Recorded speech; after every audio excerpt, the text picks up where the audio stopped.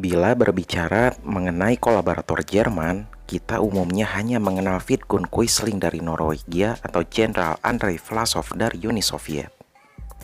Tetapi ternyata ada kolaborator Jerman yang berasal dari Inggris. Ya, dari Inggris, dan namanya sangat terkenal oleh publik di negaranya. William Brooke Joyce alias Lord Howe Howe adalah namanya. Ia dikenal sebagai orator andalan Joseph Goebbels. Ia sebenarnya orang Irlandia yang lahir di New York, Amerika pada tahun 1906. Saat masih kecil, keluarganya kembali pulang ke Irlandia.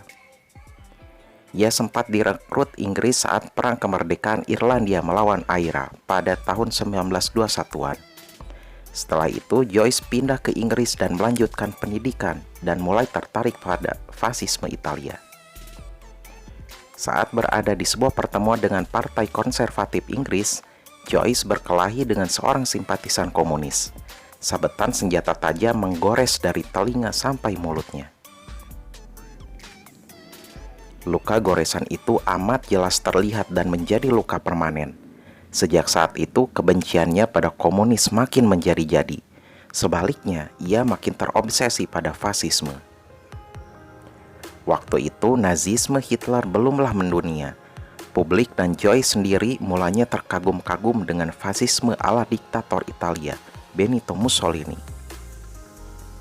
Karena itulah, ia dan kawan-kawannya sering berpakaian hitam-hitam ala Black Shirts Italia. Di tahun 1932, ia bergabung dengan BUF atau British Union Fascist, bentukan seorang bangsawan Inggris, Sir Oswald Mosley, dan Joyce didapuk sebagai juru bicaranya. Di BUF, kemampuan berorasinya terasah dan membuat banyak orang terkesan, termasuk Sir Oswald sendiri. Namun kiprahnya di partai ini tidak bertahan lama. Ia dianggap terlalu ekstrim bagi BUF dan Mosley sendiri.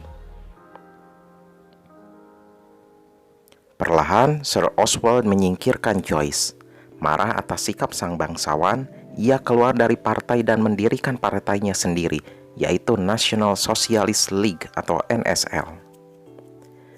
Di saat bersamaan, seiring dengan naiknya Hitler di Jerman, Joyce pun mulai beralih ke Nazisme.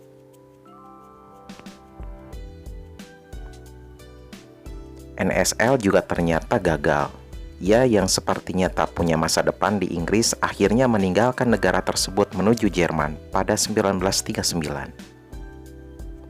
Ia pergi bersama istrinya Margaret.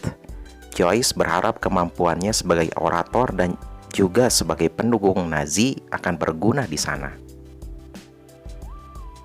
Setelah Menteri Propaganda Nazi, Joseph Goebbels melihat langsung kemampuannya, Joyce langsung ditawari pekerjaan sebagai penyiar radio propaganda berbahasa Inggris. Sang menteri andalan Hitler ini memang tengah mencari seorang orator ulung untuk menyebarkan Nazisme di kalangan sekutu, atau umumnya mereka yang berbahasa Inggris. Joyce lantas membuat sebuah acara radio bernama German Calling dan juga Schmidt dan Smith, yang isinya berupa cibiran pada pemerintah Inggris. Tujuannya sangat jelas, yaitu menciptakan rasa tidak suka dan tidak percaya publik Inggris pada pemerintahannya sendiri.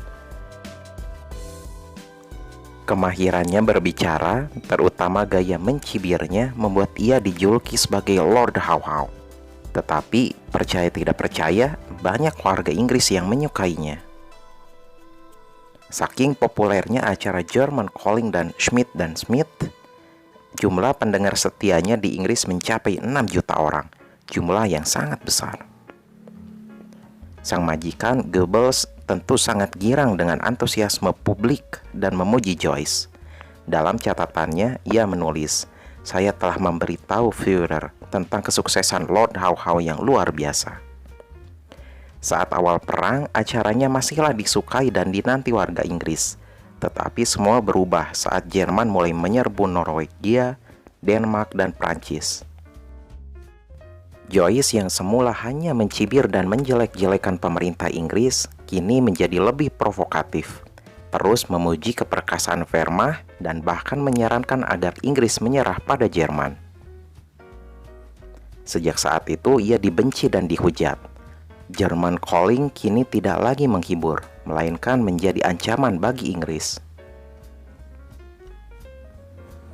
Ketika sekutu mulai intens membom ibu kota Berlin pada pertengahan perang, Joyce memutuskan pindah ke Hamburg dan tetap menyiarkan propagandanya.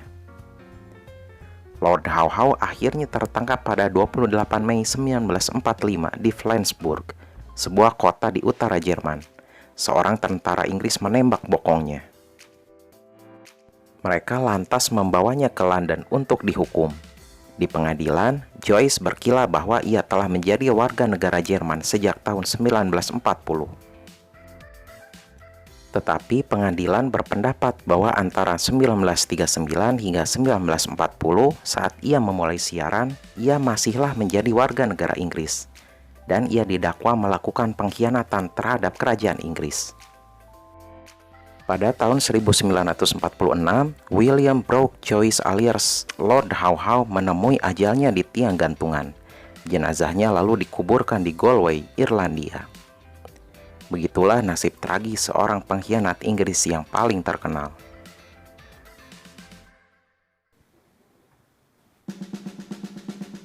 Terima kasih telah menonton video ini sampai habis. Jangan lupa untuk menonton video-video pojok sejarah lainnya. Terima kasih dan sampai jumpa lagi.